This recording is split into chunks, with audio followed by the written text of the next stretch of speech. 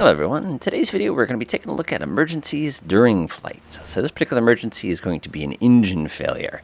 Now, and of course, as you're probably looking around, we have ourselves a wonderful little airport over there, we got ourselves a nice little airport over there, but for today's particular activity, we're going to pretend as if none of those airports exist, and we're going to try to improvise and see exactly what happens here. So the first things first, whenever you're doing any sort of these kind of things in the real world, obviously you're going to do simulated. Don't shut the engine off, but you folks know that. The other thing you want to always be very, very mindful of is the presence of the wind. In this case, our wind is coming out of this direction, which means if I try to travel in this direction and glide, the aircraft is going to be moving significantly slower than if I try to travel in that direction on a glide. So that's something we're going to have to consider. Another quick tip is obviously the higher you are, the more time you're going to have. Now, for this particular aircraft, you get about a 3-to-1, which means 6,000 feet times 3 gets us about 18,000 feet. So we're going to get about 3 miles for every 1 mile that we travel. So keep that in mind if you're trying to estimate distances here.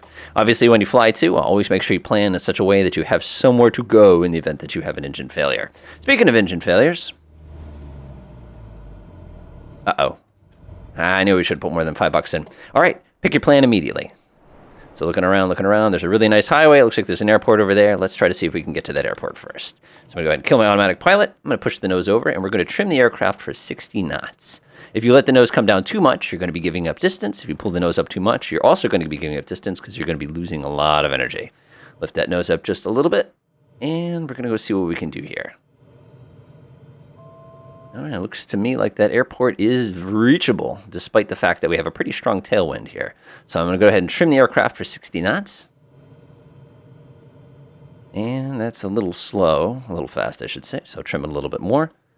Noting your glide speed is critical. And that should be right about there. Go ahead and give it a couple more taps of trim. And this way we don't have to worry about constantly checking it. We can be concentrating on looking around rather than trying to fly the plane.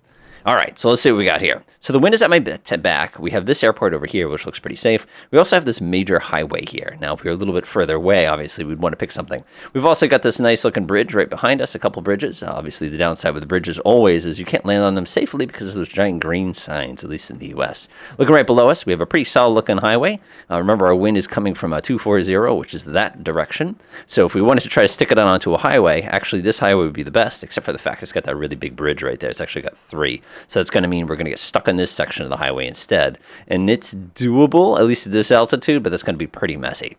So what we want to say is, well, is it possible to make it to that airport? Well, the easy way to check that, so if you look at our little synthetic vision here, this is our horizon, and this is where our nose is pointing. Remember, we've got about a 7-degree angle of attack here. So wherever my mouse is right at the top of this 50 is going to be where we can reach. So in this case, if I gently take the plane to the left here and bring us closer to the actual airport itself, you'll notice that that 7-degree point puts us on the ground right at the end of the runway, which means we have plenty of room to go ahead and safely make it there. And remember, we also have a tailwind, so we're going to take advantage of that, and we're just going to basically kind of coast.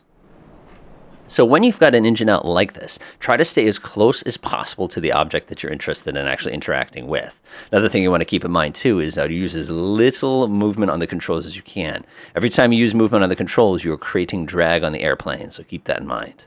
So at this point, of course, we'd want to go ahead and dial in the frequencies and let everybody know that we've got an engine problem, we're declaring an emergency, we're doing the best we can here. Taking a look here, and we know that our available runway is going to be 2 which is going to be ideal. It's also a very long runway. We also have a lot of altitude we're going to have to give up here. There's a couple different strategies you can use for that particular purpose. One thing we can do is take a very tight spiral and basically center ourselves to the runway. That's a pretty effective technique. We could try to glide our way out and then glide our way back. The problem with gliding our way out, remember there's a headwind. So if we glide this way and turn around, now we're going to be facing that wind, which is going to be slowing our ground speed down. Again, another reason why you want to stay as close as possible. So in this particular case, what I'm going to do is I'm going to pick a point, which is going to be right here where these 2 runways intersect, and use that as a point to go ahead and spiral the aircraft downwards to go ahead and put this thing on the ground. So I'm going to go ahead and give it a little bit of left foot here. Again, I'm just using just my feet to keep us nice and centered at this particular point. You're going to find the aircraft handles a little weird with no engine working. All right, looking pretty good. We got plenty of other opportunities should we need it. Man, does it get quiet in this plane. Yeah, we get all the warning lights. Go away, caution. I know. All right, let's go ahead and get ourselves to that spot that we picked. Again, this is going to be kind of our little reference point here. Checking our altitude, we have an altitude of 3,600 feet. You can see we're losing about 550 feet per minute. So 36 divided by 5, 35 divided by 5 is 7. We have 7 minutes of altitude left, if you want to think about it another way. Yeah, that's going to be pretty solid. One of the downsides to this aircraft is it doesn't produce nearly as much drag as the earlier version with 40 degrees of flaps. Use some glider techniques here. Again, I'm going to stay as close to that runway as I can. All right, so far so good. Again, this is the advantage. I have not touched this. If you actually look carefully, I have not moved this at all because I don't need to. All right, we're getting a little bit far away. I'm going to go ahead and very, very, very gingerly start bringing us in the general direction of the runway. Keep in mind this could be a highway. Keep in mind this could be a field. Doesn't make that much of a difference. Again, keep yourself as close as possible. So now we have 6 minutes worth of altitude remaining. Also, who puts a golf course next to a major airport? I think that's kind of funny. I need to concentrate, man. I need to concentrate.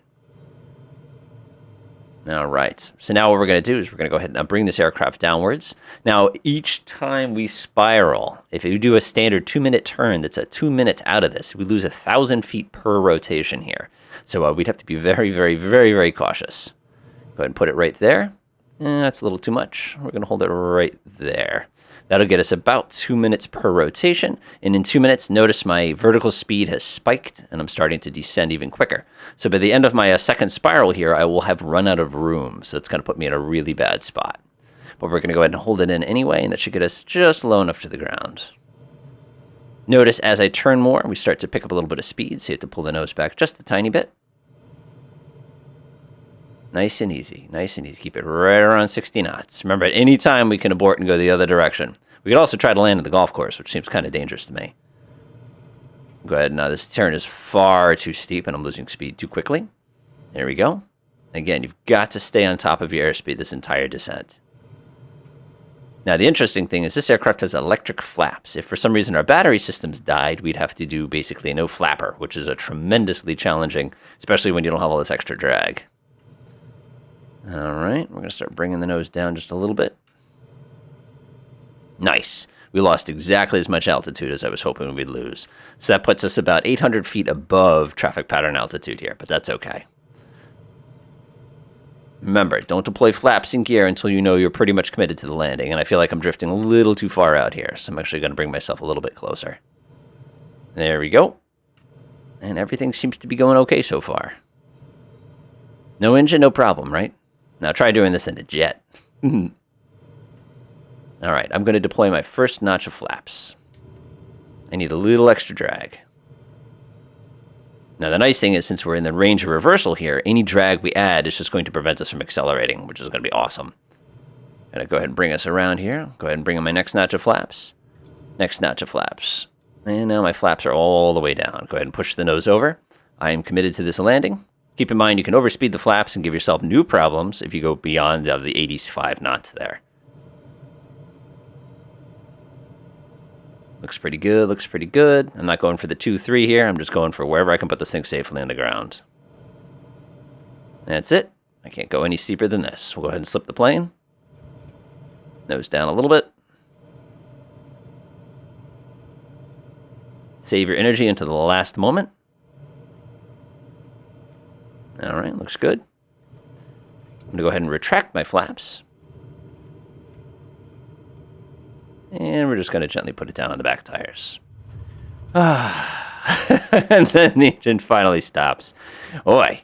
All right, so hopefully this encourages you to go ahead and try some of these types of landings out as well. This is super fun when you're trying to do it where there's no airports around. In this particular case, again, the key element was setting up your glide speed right away and saving your energy into the last possible moment when you need to land the plane. Enjoy.